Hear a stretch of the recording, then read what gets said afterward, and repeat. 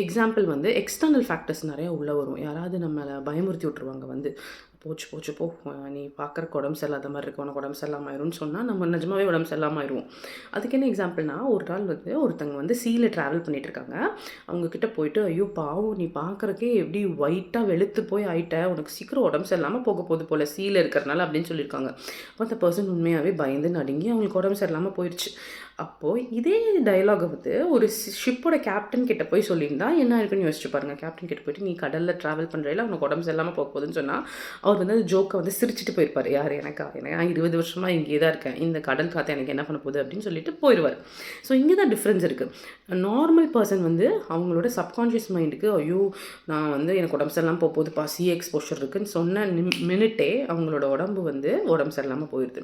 But captain வந்து வெளியே இருந்து வர ஒரு சிக்னலை வந்து தடுத்துட்டு லாஜிக்கலாக டிஃபைன் பண்ணுறாரு. நம்ம இப்படி தான் பண்ணுவோம். வெளியேருந்து நமக்கு ஒரு மெசேஜ் வருதுன்னா அதை அப்படியே அக்செப்ட் பண்ணிக்காமல் அதை தடுத்துட்டு ரீசனிங் பண்ணணும். இல்லை, இந்த ஃபேக்ட் வந்து உண்மை கிடையாது, நான் கடலில் தான் இவ்வளோ வருஷமாக ட்ராவல் பண்ணுறேன், எனக்கு அதுக்கான இம்யூனிட்டி ஃபார்ம் ஆயிடுச்சு, எல்லா பவருமே எனக்குள்ளே தான் இருக்குதுன்னு சொல்லும்போது அவங்க உடம்புக்கு எதுவுமே ஆகலை. இது ஒரு எக்ஸாம்பிள்னு சொல்கிறாங்க.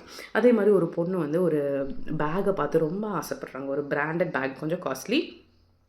பார்த்தோன்னே இல்லை என்னால் இந்த பேக் அஃபோர்ட் பண்ண முடியாதுன்னு நினச்சிக்கிறாங்க. அப்போ அவங்களுக்கு வந்து இந்த கான்செப்ட் தெரியுது, ஐயோ இப்படி நம்ம நெகட்டிவாக நினைக்கக்கூடாதுன்னு சொல்லிட்டு அந்த டயலாகை இமீடியட்டாக மாற்றுறாங்க.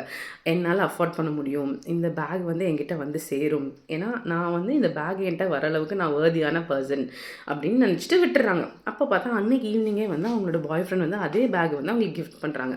ஸோ எப்பப்போ நம்ம ஒரு நெகட்டிவ் தாட்டை அக்ராஸ் பண்ணுறோமோ அதை உடனே இமீடியட்டாக மாற்றிடுங்க அப்படின்னு ஆத்தர் சொல்கிறாரு.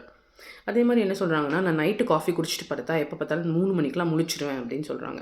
அப்போ அந்த பொண்ணும் வந்து அதே மாதிரி 3 மணிக்கு முழிச்சிட்றா. அதுவே என்ன காரணம்னா, இதுதான் அவங்க சப்கான்ஷியஸ் மைண்டுக்கு வந்து நீ 3 மணிக்கு முழி அப்படிங்கிற மாதிரி நியூஸ் போயிடும். ஸோ உங்கள் சப்கான்ஷியஸ் மைண்ட் நீங்கள் என்ன சொன்னாலும் நம்பும். அதுக்கு வந்து கெட்டது தெரியாது, நல்லது தெரியாது. நம்ம எல்லாருக்குமே இருக்கிற சப்கான்ஷியஸ் மைண்ட் வந்து நம்ம என்ன சொன்னாலும் கேட்டுக்கும், ஆராய்ச்சி பண்ணாது. கான்ஷியஸ் மைண்ட் தான் இது கரெக்டாக தப்பானா பாகுபடுத்தி பார்க்கும். பட் சப்கான்ஷியஸ் மைண்ட் நம்ம என்ன சொன்னாலும் நம்பிடும். அதனால சப்கான்ஷியஸ் மைண்டுக்கு வந்து எப்போவுமே நல்ல இன்ஸ்ட்ரக்ஷன்ஸ் கொடுக்கணும். எக்ஸாம்பிள், நீ ரொம்ப ஹெல்த்தியாக இருக்க, நீ ரொம்ப அறிவாக இருக்க, உனக்கு என்ன வேணால் வரும்.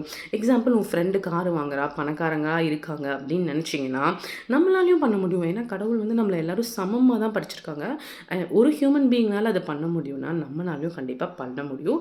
அவங்கள நினச்சி நம்ம ஜெல்லசி பட்டு வயிறு எறிஞ்சு நம்ம ஆர்கன்ஸை டேமேஜ் பண்ணுறதுக்கு பதிலாக அவங்களுக்காக நம்ம ஜென்யூனாக சந்தோஷப்படலாம். சந்தோஷப்பட்டுட்டு அவங்களுக்கு முடியும்னா எனக்கும் முடியும்னா அதுக்கான ஹார்ட் ஒர்க்கை போடணும். டெடிக்கேட்டடாக பண்ணும்போது எனிதிங் இஸ் பாசிபிள் அப்படிங்கிற மாதிரி மைண்ட் செட்டில் நம்ம நடக்கலாம்.